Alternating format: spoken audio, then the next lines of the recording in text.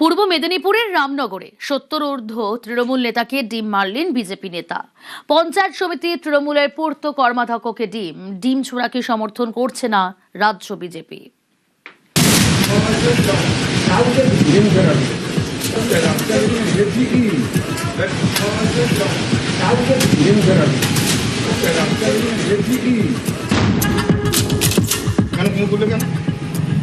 সরকার থেকে অর্ডার। কে কোন সরকার? আমাদের সরকার। তোমাদের সরকার মানে অর্ডার দেখাও।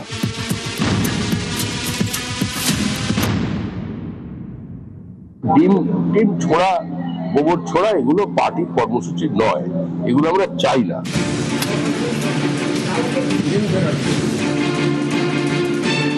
ডিম ছুড়ে হম্বিতম্বি,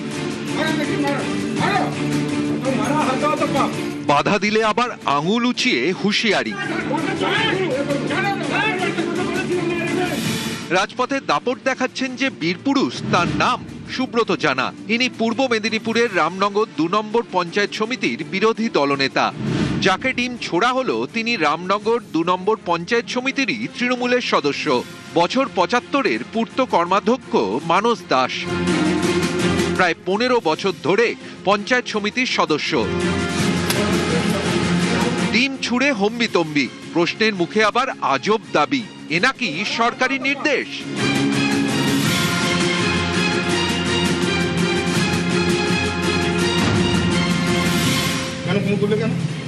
এটা সরকার থেকে অর্ডার। কে কোন সরকার? আমাদের সরকার। তোমাদের সরকার মানে অর্ডার দেখাও।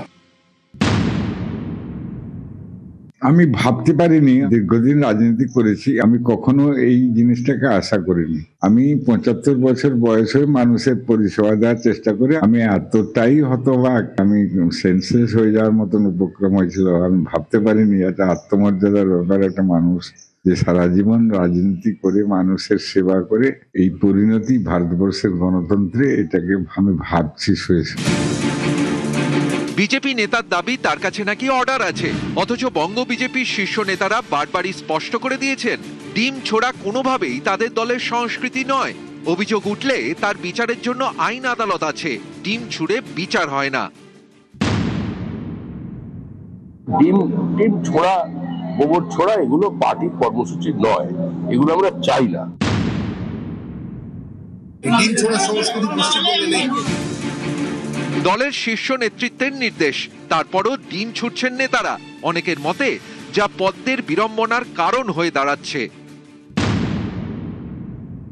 অত্যন্ত নিন্দনীয় কাজ হয়েছে। এই ধরনের কাজ পার্টি সরকার কেউই সমর্থন করছে না।